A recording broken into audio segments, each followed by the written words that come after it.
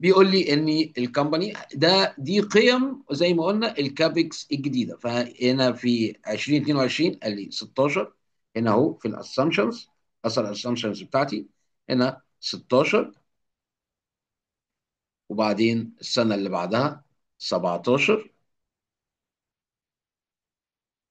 وبعدين السنه اللي بعدها 17.3. سوري، 17.3. وبعدين 17 ونص. وبعدين 18. انا ما عملتش اي حاجه، انا خدت مجموعه الاسامبشنز اللي هو مديها لي وحطيتها في الجدول بتاعي بتاع الاسامبشن شيت. انا كده ما فيش اي حاجه تاني، وهو قايل لي استخدم طريقه الستريت لاين. يبقى كده حطينا كل المعطيات الخاصه بالكابكس اند ديبريشيشن في جدول الاسامبشنز بتاعي. ونروح دلوقتي نبني الكابكس اند ديبريشيشن سكادول. وهنا برضو انا مجهز لك السكادجول بحيث نحط الارقام بتاعتنا على طول. لكن انت في الامتحان او في الدراسه بتاعتنا ما بنبني كل حاجه، كل الكلام ده بيتكتب، بتكتبه انت بايدك مع التدريب، مع عايز تعرف هتوصل لايه. انا بنيهولك كده علشان تقدر ننزل الارقام بتاعتنا وتعرف التكنيك ايه بتاع ان احنا نبني الجدول بتاع الفيكسد اسيتس اند ديبريشيشن. زي ما قلنا دول سنوات الفوركاست بتاعتي. ماشي. هنا قلنا الاكزيستنج اسيتس بنروح ناخده من الاسامبشن. في الموديل ما بنكتبش اي حاجه بايدينا، كل حاجه لينكينج. ادي اكزيستنج اسيتس 25 سنه، والنيو اسيتس 30 سنه. انا دلوقتي محتاج ان انا اعمل اهلاك للاكزيستنج اسيتس بطريقه الستريت لاين. كل الجدول ده هنشتغل عليه بطريقه الستريت لاين، لان في طريقه قلنا زي ما قلنا الديكلايننج وفي الدبل ديكلايننج. هنعمل ازاي اهلاك للاصول اللي موجوده بتاعتي؟ اهلكها ازاي على الخمس سنين اللي جايه واليوسفول لايف بتاعها 25 سنه؟ هنروح هنا نقول يساوي، ونروح نجيب حاجه اسمها البي بي اند اي اللي هي بروبرتي بلاند اند اكويبمنت، اللي هي الاراضي والالات والمعدات. موجوده عندي في نت بي بي اند اي، موجوده عندي في البالانس شيت اهو دوت بتاع 2021. واثبته واقول له على ال 25 سنه للاكزيستنج لايف واثبته. اقول له انت، انا بثبت ليه؟ عشان اعرف اجري المعادله بتاعتي.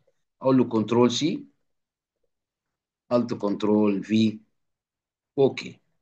تمام. يبقى انا كده جبت الاهلاك بتاع البي بي اند ايه. ممكن تجيبه هنا عندك وتحطه برضو قدامك عشان تبقى شايفه. ده البي بي اند ايه. اوكي. وممكن تربط معادلتك من هنا او تربطها فوق من البالانس شيت. يبقى كده احنا جبنا الاهلاك بتاع الاصول المتاحه عندي بالفعل. طيب، اجيب بقى الاهلاك بتاع الكابكس الاصول الجديده ازاي؟ بص معايا. اول حاجه انت عندك الكابكس هنا، انت هتهلك الاصول الجديده على الخمس سنين الفوركاست. طب انا محتاج اجيب الخمس سنين فوركاست. هنا هم بالعرض، عايز اجيبهم بالطول هنا. هتستخدم معادله اسمها ترانسبوز، معادله جميله جدا ولذيذه وسهله. دي هتخلي اللي بالعرض يجي بالطول هنا. وليه انا بجيبه بالطول هنا؟ عشان ابدا اشتغل على المعادلات هنا وهعرفك ازاي. دلوقتي هتدوس معادله يساوي ترانسبوز، ترانسبوز، وتقول له تعلم هنا كده على الخمس سنين فوركاست عشان ينزلهم لي، واقول له ايه في البراكتس نزل لي الخمس سنين بتوعي. طيب نعملها تاني معادله ترانسبوز يساوي ترانسبوز، واعلم على الخمس سنين الفوركاست بتوعي، واقول له وقف البراكتس واقول له انتر. طيب، عايز اجيب بقى الارقام بتاعه الكابكس في السنوات دي اللي هي موجوده معايا في الاسامبشنز هنا، اللي انا خدتها من الكيس ستادي وبنيت بيها الاسامبشنز سكادجول. طيب اعمل ايه؟ استخدم برضو معادله ترانسبوز. في معادلات كتير، في ترانسبوز، في سم اف، في الفي لوك اب، في الاكس لوك اب، في معادلات كتير جدا. احنا هنستخدم المعادلات السهله، وهوريك دلوقتي معادله ترانسبوز وسم اف، ودول ابسط معادلتين. انت في الامتحان استخدم الترانسبوز على طول، اللي هي هتبقى اسهل بالنسبه لك. هتقول له ايكوال ترانسبوز، وروح هات لي من الاسامبشنز ايه القيم بتاعه الكابكس الفوركاست. انا هشتري الكابكس دول في الاصول الجديده، واقفل البراكتس بتاعي. نزلت لي السنين بتاعتي هنا. اظن بسيطه جدا. نعملها تاني معادله الترانسبوز. هنقول له يساوي ترانسبوز، واروح على الاسامبشن واعلم على ال5 سنين الفوركاست، القيم بتاعه الكابكس اللي موجوده معايا، واقفل البراكتس واقول له انتر. طيب، هنستخدم برضو معادله السم اف دي زياده، لكن انت مطلوب منك في الامتحان ان انت تستخدم واحده بس. انا اعرفك بس السم اف تشتغل ازاي. هتقول له ايكوال سم اف. الرينج بتاعي فين؟ بيقول لي فين يا باشا الرينج بتاعك؟ ادي الرينج بتاعي، ال5 سنين دول، واثبت ال5 سنين. وبعدين بيقول لي فين الكريتيريا بتاعتك فين؟ ابص فين علشان اجيب الكريتيريا بتاعتي؟ هنا. عايزين نثبت ده.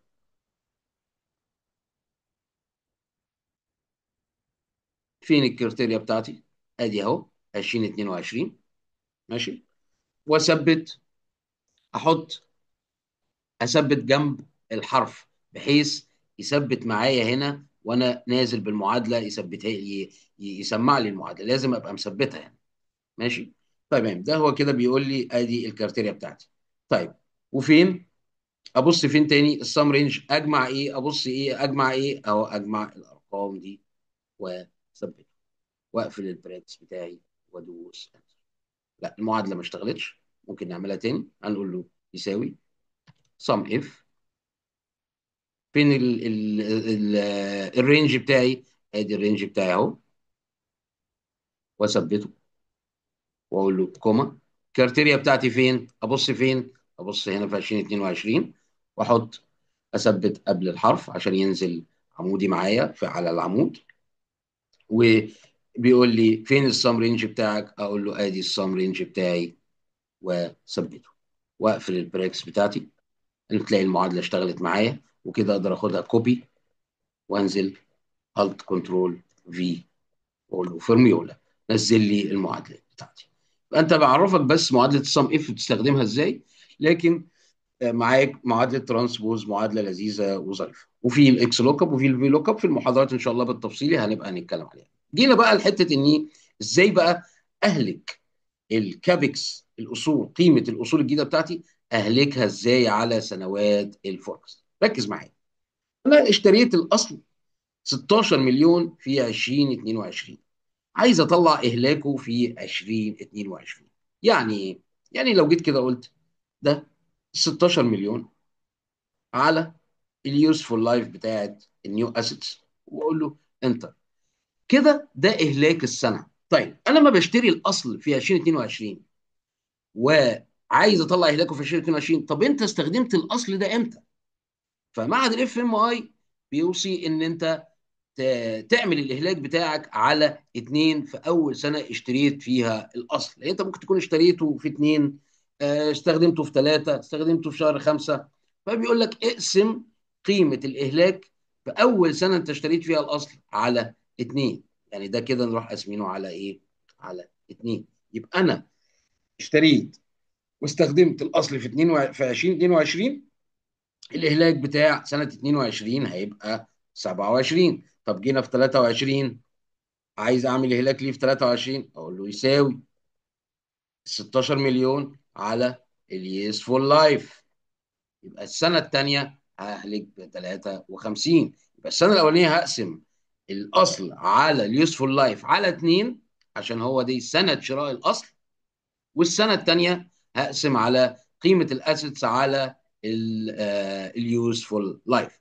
طيب، نشوف كده هنعمل ايه هنا. ركز معايا في معادلات الديبريشيشن سكادجوال معادلات لذيذه وجميله، انما عايزه بس تدريب وتبقى مركز معايا. ركز معايا، هقول له ايه؟ يساوي اف لو لقيت السنه دي واثبت جنب الرقم عشان اعمل تحديد مسار للرو علشان اعرف اشد المعادله. لو لقيت السنه دي بتساوي السنه دي واثبت جنب الحرف عشان يحدد مسار بالطول، اعمل ايه؟ اقسم قيمه شراء الاصل جنب واثبت جنب الحرف، تمام، على اليوسفول لايف، واقفل البراكس على اتنين. يبقى انت لو لقيت ان السنه دي بتساوي السنه دي، اقسم شراء الاصل على اليوسفول لايف على اتنين، او اقسم افتح قوس، اقسم قيمه الاصل اللي اشتريته في 2022 واثبت جنب الحرف على اليوسفول لايف واثبته، واقفل البراكتس، واقفل كمان براكتس عشان معادله الاف، واقول له انتر. يبقى هو جميل جدا. عمل ايه هو الراجل؟ لقى ان 2022 دي بتساوي 2022 دي، يبقى دي سنه شراء الاصل، قسمتها على اليوسفول لايف، قسمتها على اتنين، تمام. طب لو ما لقاهاش، اقسم قيمه شراء الاصل على اليوسفول لايف بتاعي.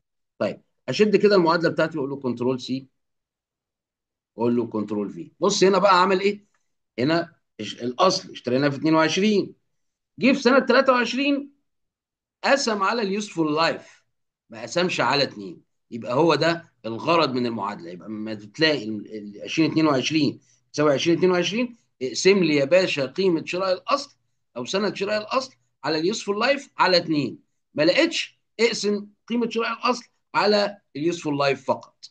تمام. وكده اقدر اشد المعادله بتاعتي واجريها على بقيه السنين. طب جميل جدا، ركز معايا في الحته اللي جايه دي. طيب، جيت انا في سنه، انا خلاص طلعت الاهلاك في السنوات دي بالنسبه للاصل ده. طيب، قيمه الاصل بقى في 23، سنه 23. في سنه 22 كنت اشتريت الاصل؟ لا، يبقى ما فيش اهلاك ليه. يبقى اروح السنه اللي بعديها واقول له يساوي. هنعمل المعادله تاني. اف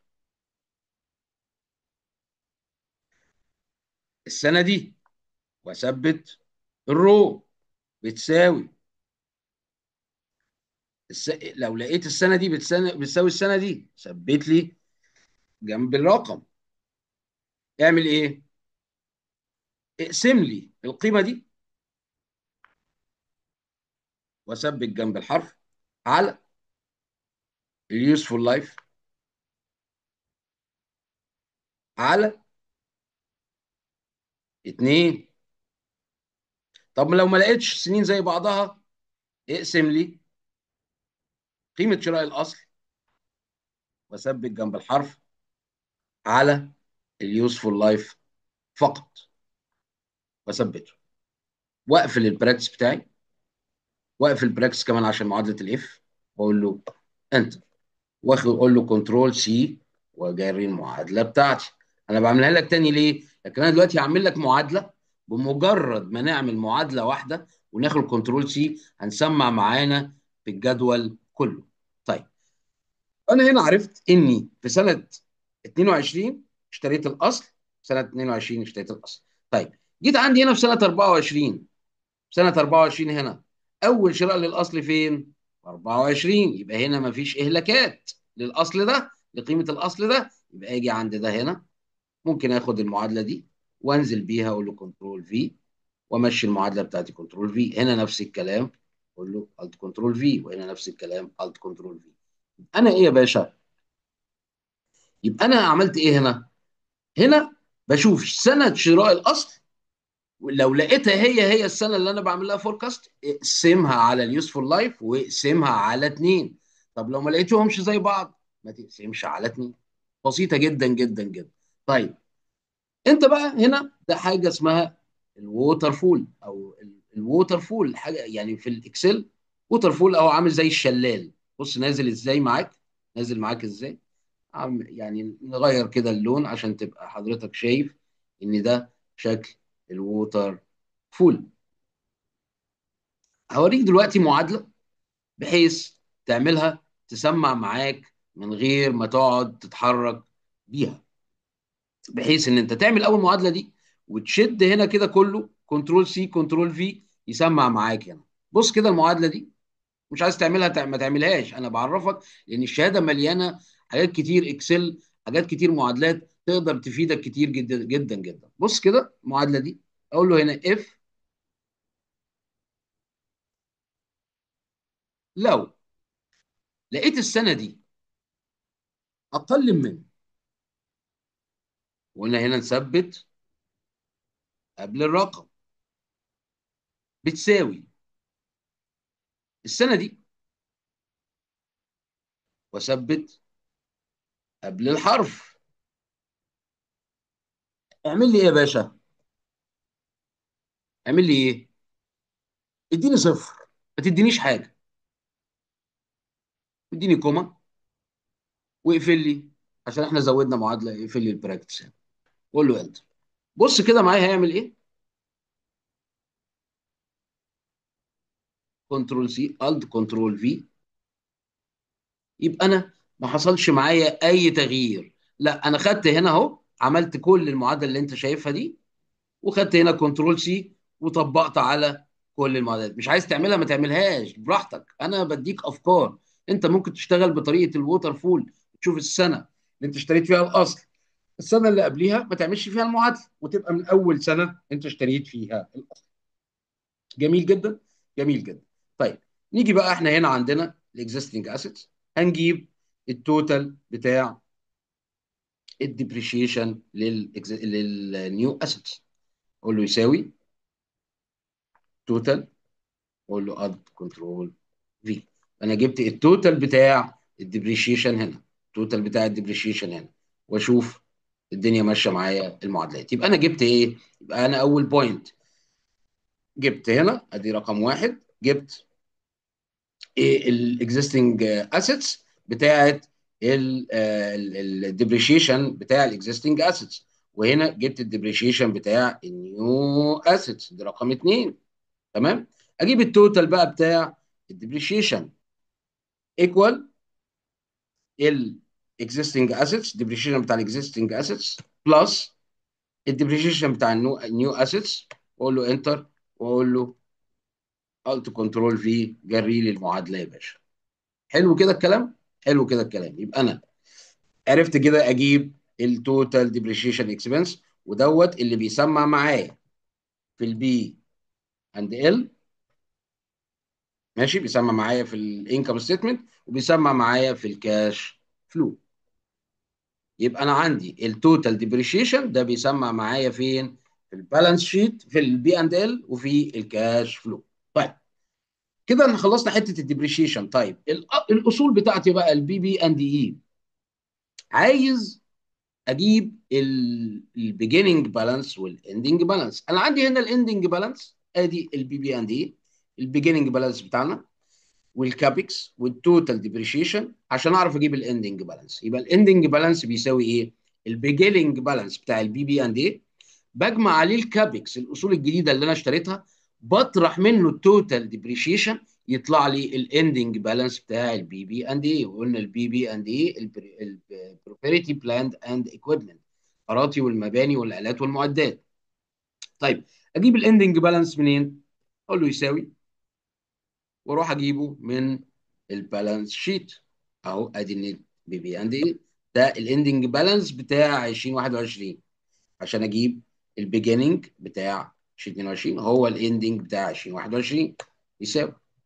طب الكابكس الاصول بتاعتي فين؟ انت دلوقتي عندك رصيد اصول اول المده، اشتريت معدات جديده يبقى هتضيفها على رصيد الاصول اول المده. طب هتروح تجيب منين الكابكس؟ اروح اجيبه من اسامبشنز اهو، واقول له انتر. طب التوتال ديبريشيشن ماينس، يبقى لازم اطرح الديبريشيشن اهو، التوتال ديبريشيشن فوق اهو، انتر، واقول له ايكوال الكلام ده كله. يبقى انا جبت الاندنج بالانس بتاع 2022 الفوركاست عباره عن البيجيننج بالانس بتاع البي بي اند ايه، ضفت عليه الاصول اللي انا هشتريها سنه 2022، طرحت الاهلاك اللي انا هحسبه في ال 2022 يطلع لي اندنج بالانس في 2022. واقول له كده علم كده، اقول له كنترول سي الت كنترول في، وكده انا ابقى جبت الايه، الاندنج بالانس بتاعه البي بي اند اي.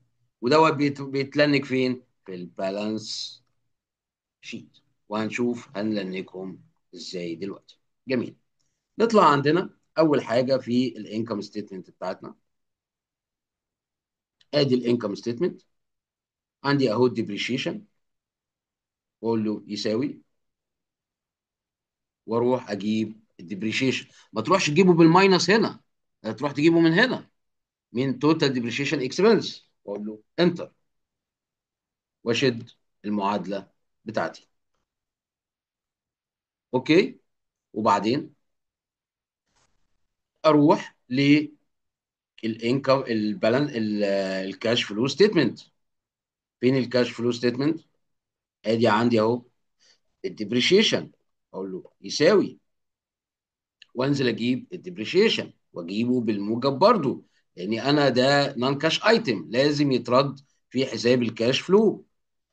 واقول له انتر، واقول له كنترول سي الت كنترول في، وبعدين اروح على البالانس شيت، وادي البي بي النت بي بي اند ايه، انا جبت الاندنج بالانس بتاعها تحت، ننزل نجيبه. ادي الاندنج بالانس. واستخدم انت كمان الكيبورد ليه؟ عشان ما تتوهش، ما تتوهش. يعني بص كده، لما استخدم الماوس اقول له هنا يساوي، انا مش عارف بقى انا رحت فين وجيت منين، بص تهت كده، ممكن اروح دايس هنا دايس هنا دايس هنا. لكن لما اروح استخدم انا الكيبورد اقول له يساوي، وانزل اخد الاندنج بالانس بتاع البي بي اند ايه، اقول له انتر، واشد المعادله بتاعتي.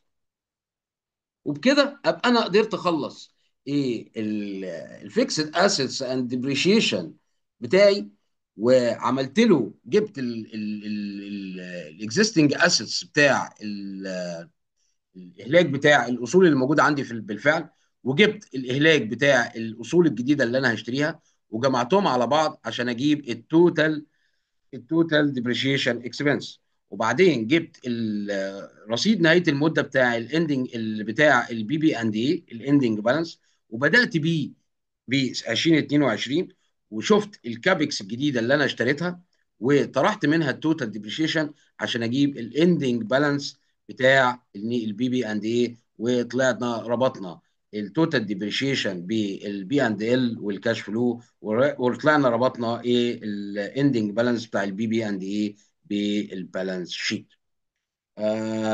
السكادول بتاع الاسيتس والديبريشيشن مهم جدا جدا. وفي زي ما قلنا في طرق تانية في الديكلايننج والدبل ديكلايننج، وانا جات لي في الامتحان الديكلايننج، والحمد لله كنت بتدرب عليها. هي بسيطة جدا وسهلة جدا زي الستريت لاين، فيها شوية تريكات. طبعا الحاجات دي هنتكلم عليها طبعا بعدين عشان الموضوع ما يبقاش تقيل عليك، لكن عشان تبقى عارف الفكرة بتاعت ازاي تحسب الديبريشيشن للاكزيستنج اسيتس، وازاي تحسب الديبريشيشن للكابكس. وده جدول من الجداول من السيفن سبورت سكادول المهم جدا جدا. وان شاء الله الفترات الجايه ننزل ملخصات بسيطه عن محتويات شويه من المحاضره من الشهاده. لكن طبعا في المحاضره بتبقى مدتها من ساعتين ونص لثلاث ساعات، بنتكلم بالتفصيل، هنتكلم على طرق العلاج كلها، وهنشوف حسبتها ازاي، وهنحسبهم مع بعض، وهنتدرب عليهم مع بعض، وازاي برضه بتطلع البي بي اند ايه، وازاي بتطلع التوتال ديبريشيشن وبتلنكهم، وازاي لو الاكزيستنج لايف مديهولك بنسبه، بدل ما هنا ما قايل لك مثلا 25 سنه، قايل لك مثلا ان الاهلاك 20% من البي بي اند ايه، او 30% او 50% من العمر الافتراضي للنيو اسيتس. في حاجات كتير وفي تريكات كتير ممكن تجي لك في الامتحان، وده اللي هنتدرب عليه خلال فترة الكورس وفترة المحاضرات. لازم تبقى عارف ان الشهادة قوية جدا، عايزة تدريب جامد جدا، لان انت معنى ان انت تجتاز الامتحان وتاخد الشهادة ان انت ادفانسد فاينانشال موديلر، محترف في الفاينانشال موديل. مطلوبة جدا في شركات كتير في البنوك. بتعرفك النو هاو بتاع الفاينانشال موديل. ده الفرق بينها وبين شهادة الاف ام في اي. شهادة الاف ام في اي بيبقى اوفر فيو على الموضوع، شوية كلام كتير، رغي كتير، بيديك مجموعه ارقام وانت بتبدا تكملها. لكن في شهاده الاف ام بيديك ال- الاكسل شيت، بتبني الموديل فروم سكراتش. يعني بيديهولك فاضي، بتبنيه من الصفر، بتكتب كل حاجه بايدك. كل ده بتكتبه بايدك، انا بس عامله لك كده عشان الوقت، عشان نشتغل على الارقام على طول. لكن انت بتبني كل حاجه، كل كلمه بتكتبها بايدك، كل حاجه بتكتبها بايدك، كل تفصيله قدامك بتكتبها بايدك. وده بيخليك قوي جدا جدا جدا. وتدريبك كتير، وانك تسمع كتير وتشوف المحاضرات معانا وتشترك معانا. ان شاء الله الامتحان مدته 4 ساعات، متراقب بالكاميرا، في لجنه قاعده بتبص عليك وانت بتحل. ان شاء الله انا هخليك تحل الامتحان في 3 ساعات، بديك ابسط الطرق اللي تقدر تحل بيها بسرعه. وان شاء الله باذن الله نتقابل في حاجات جايه كتير. اشتركوا معانا وان شاء الله تستفيد جدا، وهتاخد الشهاده اللي هي عدد قليل جدا على مستوى العالم اللي واخدين الشهاده دي. شكرا ليكم، وانضموا واشترك في صفحه فاينانس لايف، هتلاقي حاجات كتير كويسه. بالتوفيق ليكم يا جماعه، وشرفتوني، ونتقابل في حاجات جايه كتير باذن الله. تحياتي، تصبحوا على خير.